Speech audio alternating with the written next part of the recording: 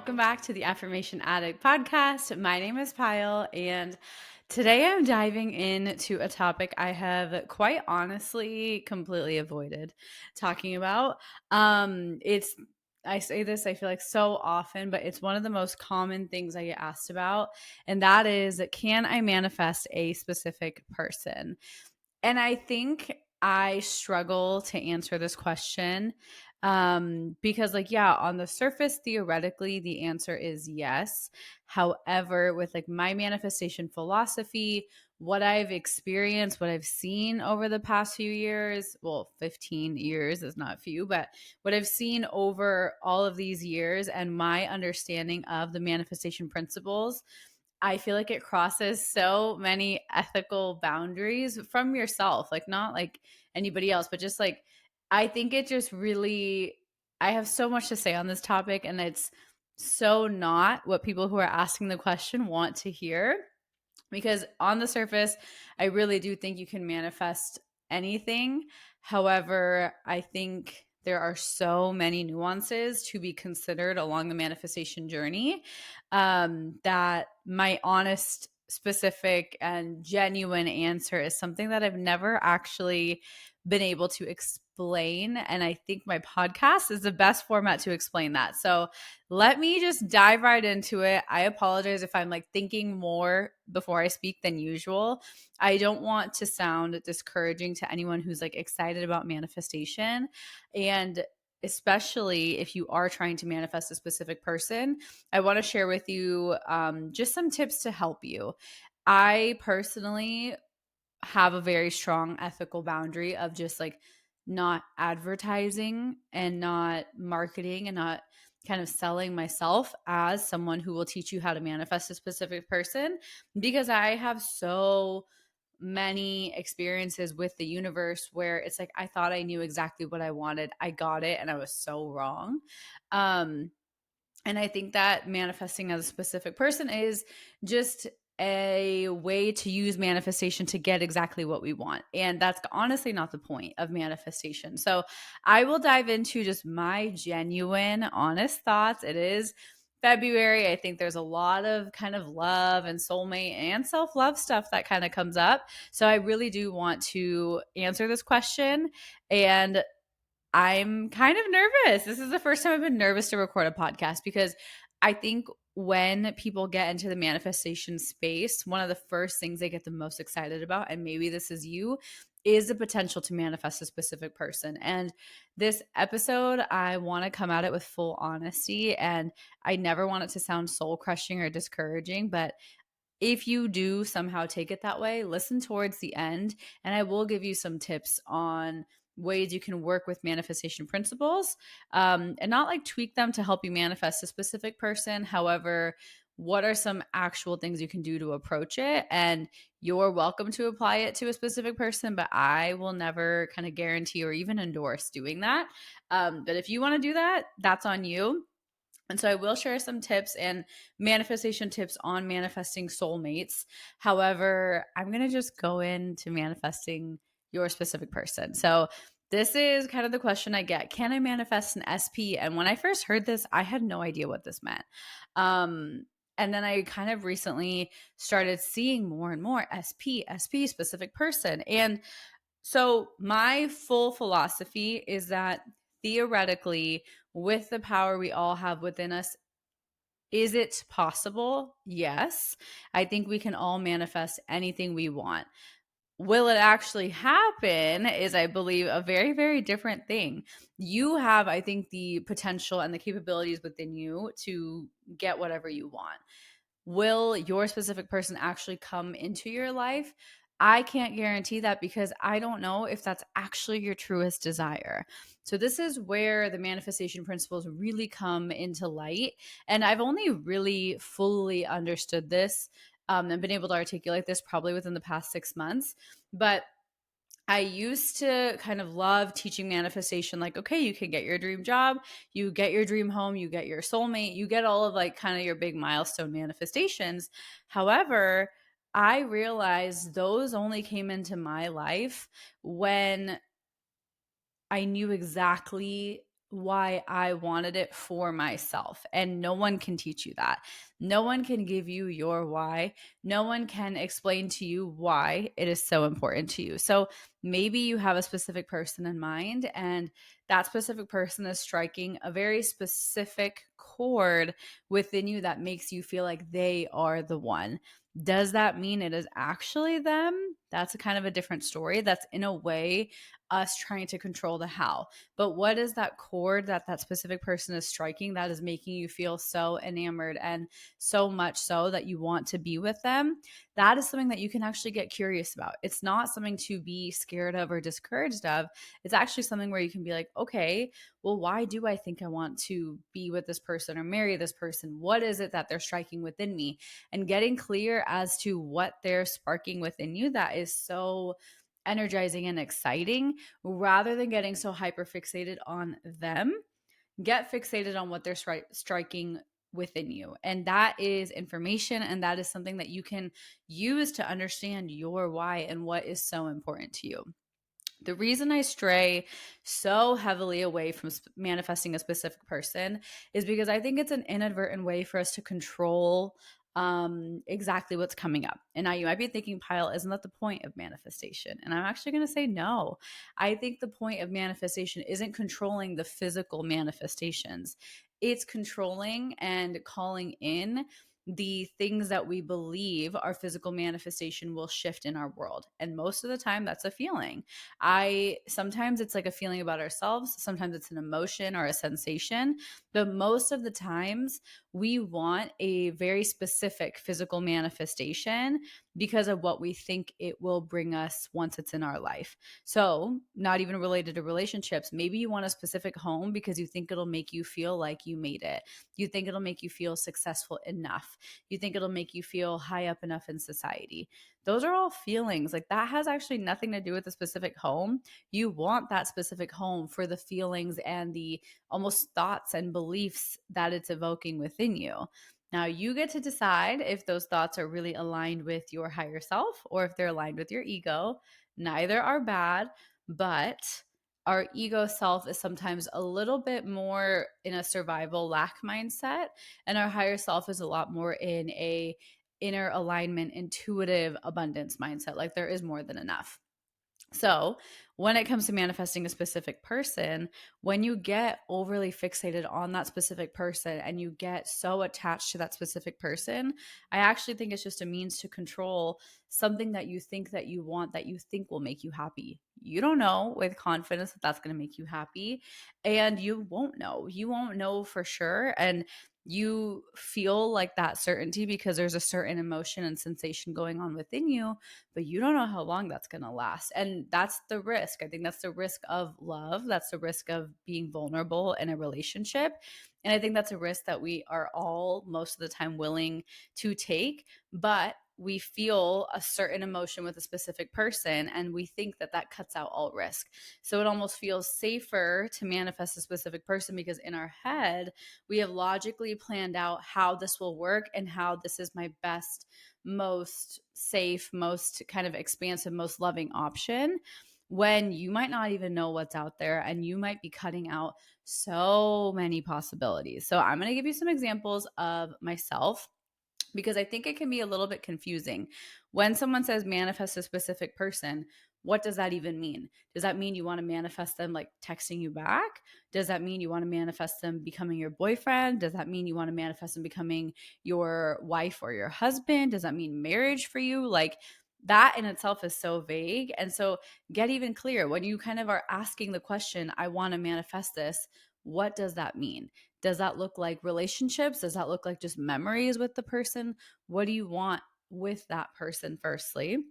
And then start to think about why is it that this person is striking these chords within me? Because I have been in relationships. And so when you date, right, like you're dating people, you're kind of with this person, you're not sure. Like you have no idea if it's actually going to last, if they're actually the one until it happens. And maybe some people do get married and maybe they do end up in a broken marriage or in a divorce or just not actually working out. So it's like, what is that guarantee that you are trying to get yourself?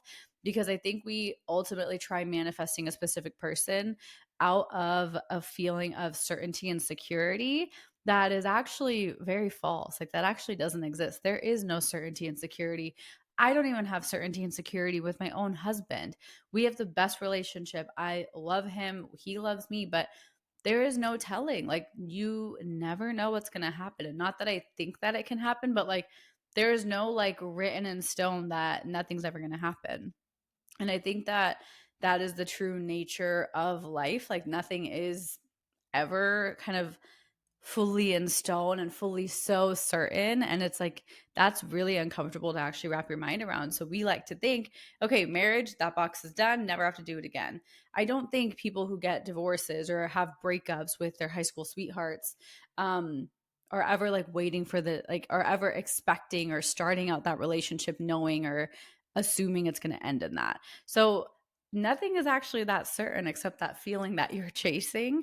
So if you think about it, you're not actually chasing a specific person. You're chasing a scenario that you believe that that was such a tongue twister. Sorry.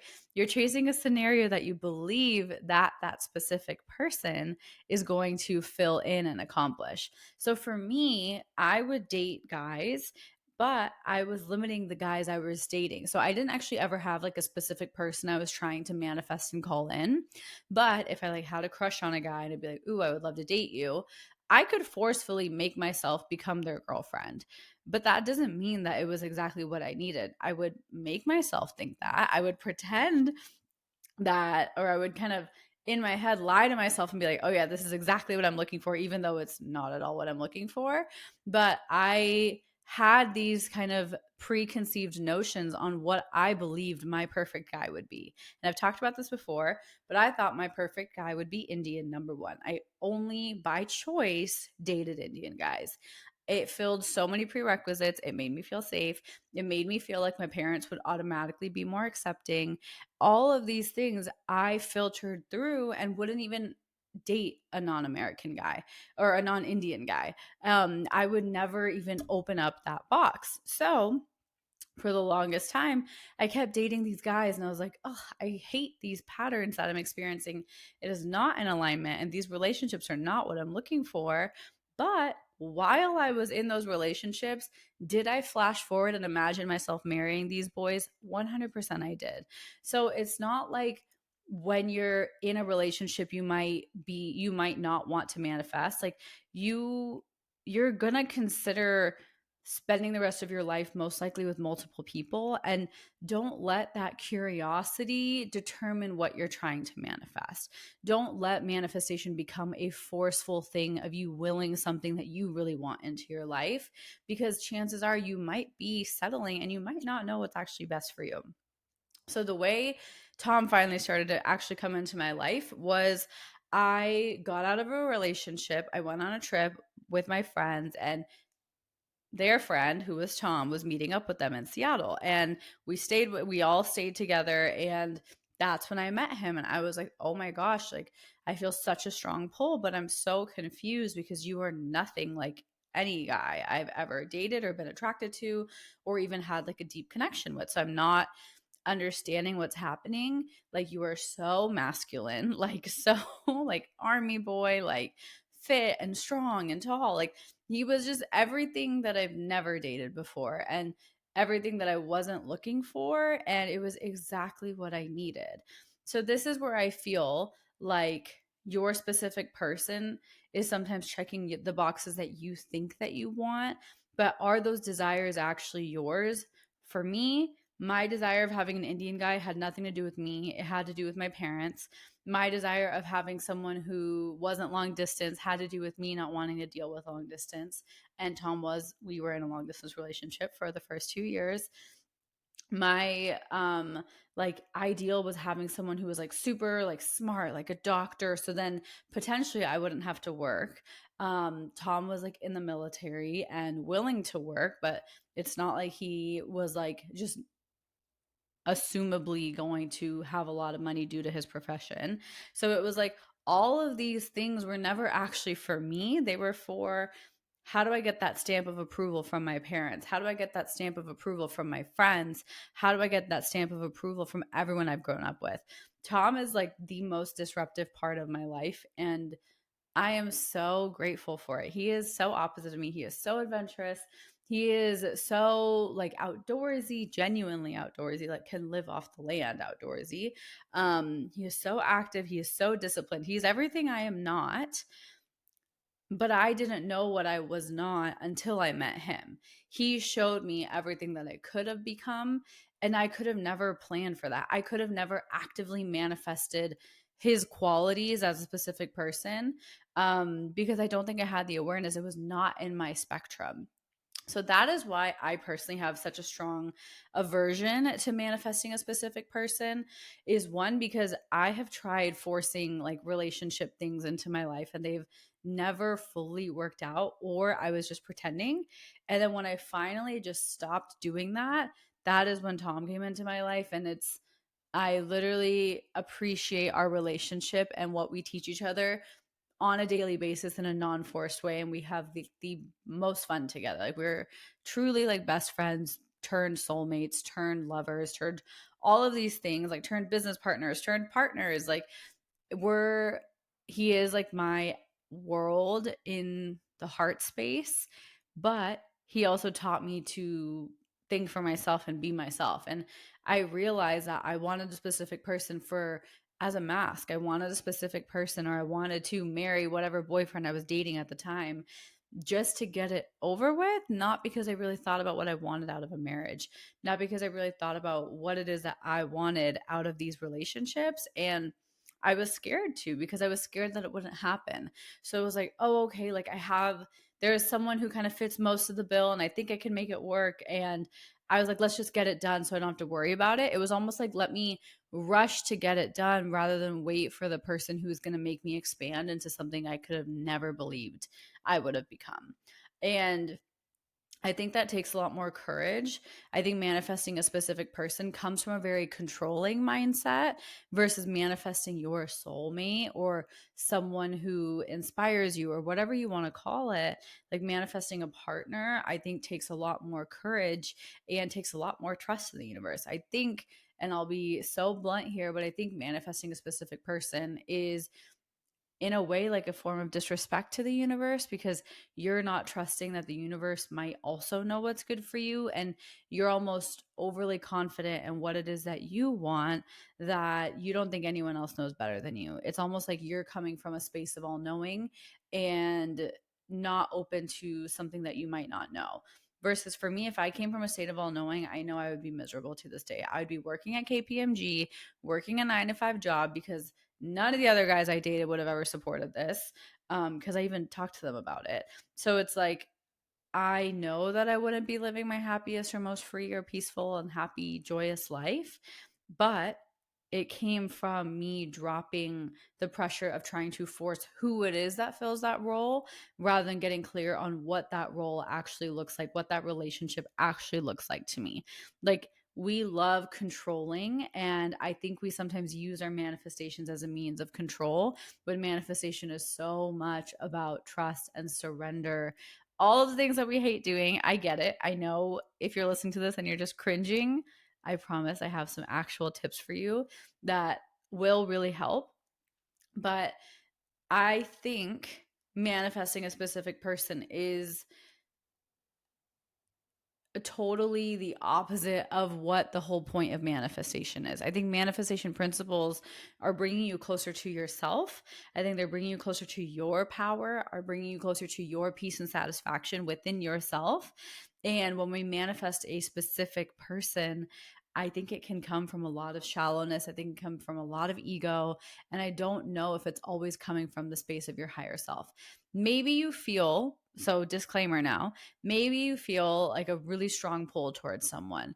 Instead of trying to force them into your life, instead of trying to force them to like marry you and stuff, maybe just get to know them and get curious about what is so mysterious about them.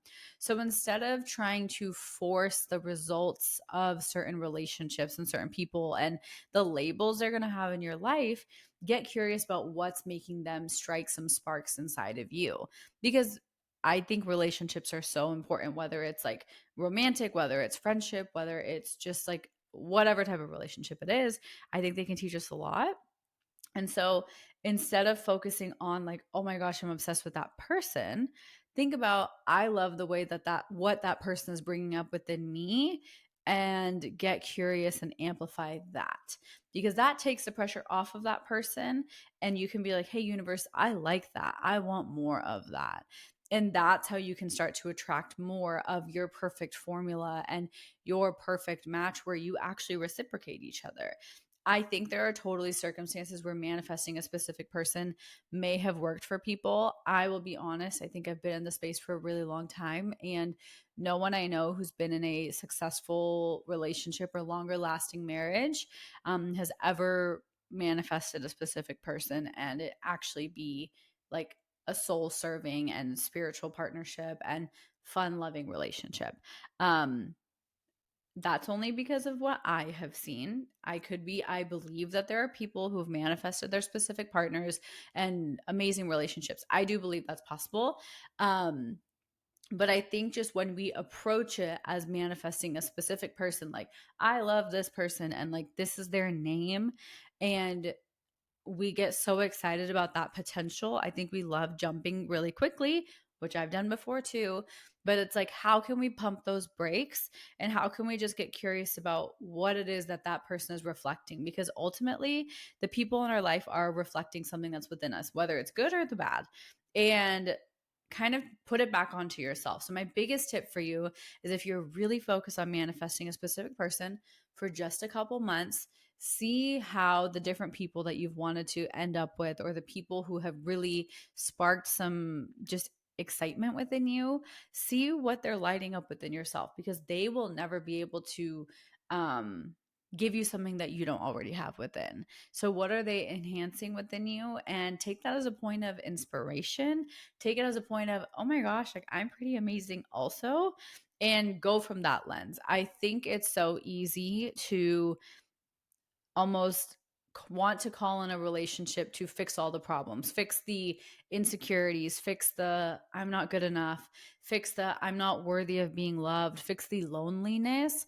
And I will tell you so straight up, manifesting my truest soulmate. So I didn't actually experience this in a lot of my dating relationships, but when I met Tom, I experienced every single shadow I had spent my entire life avoiding. We had to go through long distance where we couldn't communicate. He was in very like dangerous places on his deployment, so we couldn't talk.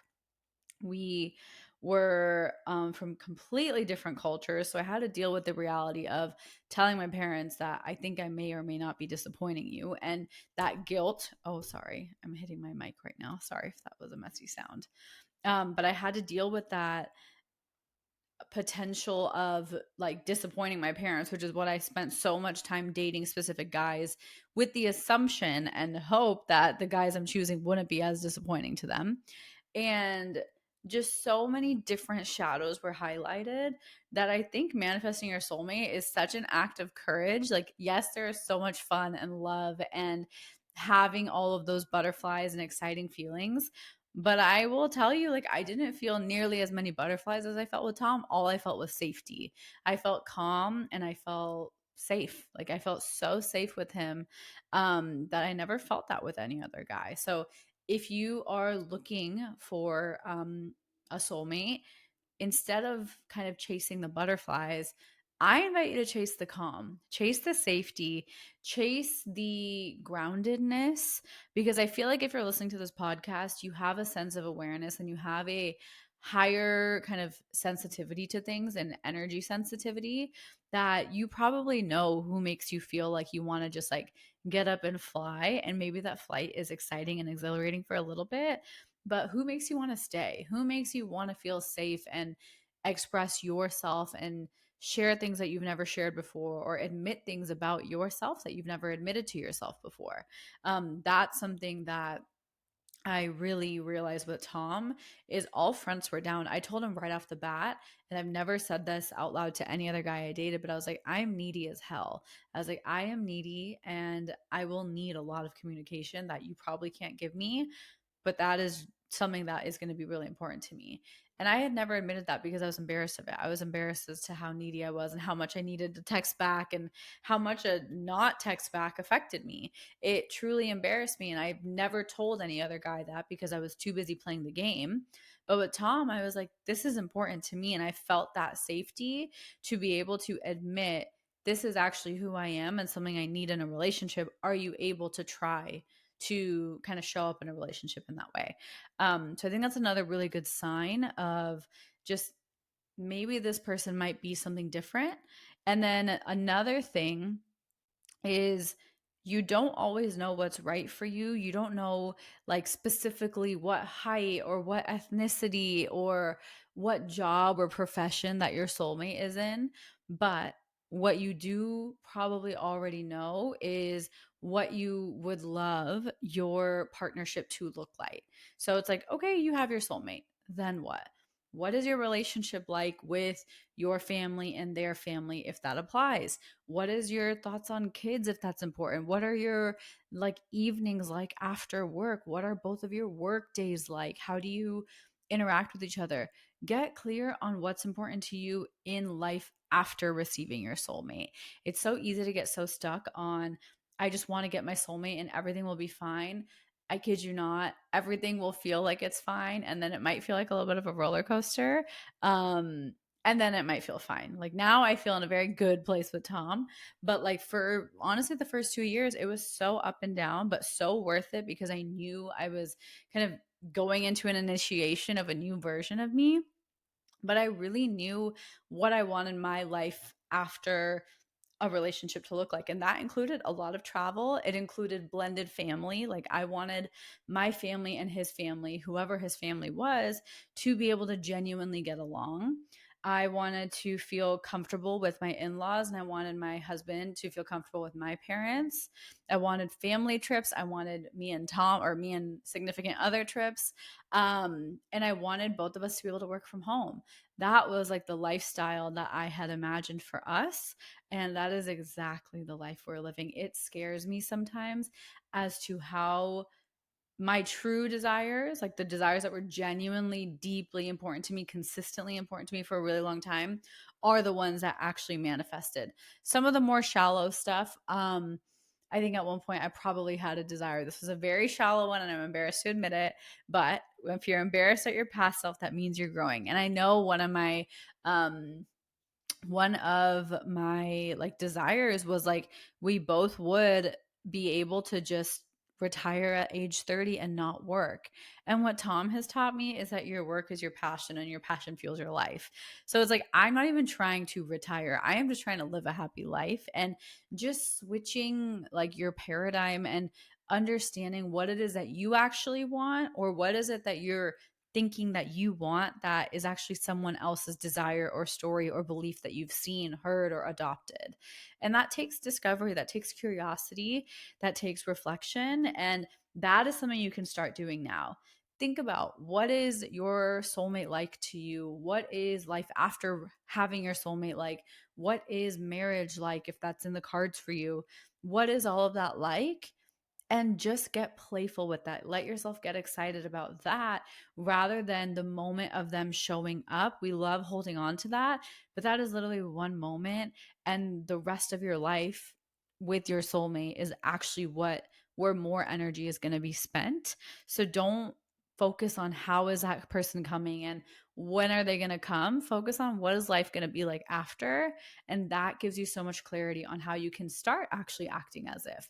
One of the like the way I met Tom was I took a spontaneous trip, and I knew how important like travel and exploring and just that freedom to travel was important for me. And that is totally manifested. Like me and Tom can get up and go. We take trips all the time. We can take a month-long trip if we want. Like we have that freedom when we both enjoy doing it together. And that was how I met him. Is I wasn't planning on it.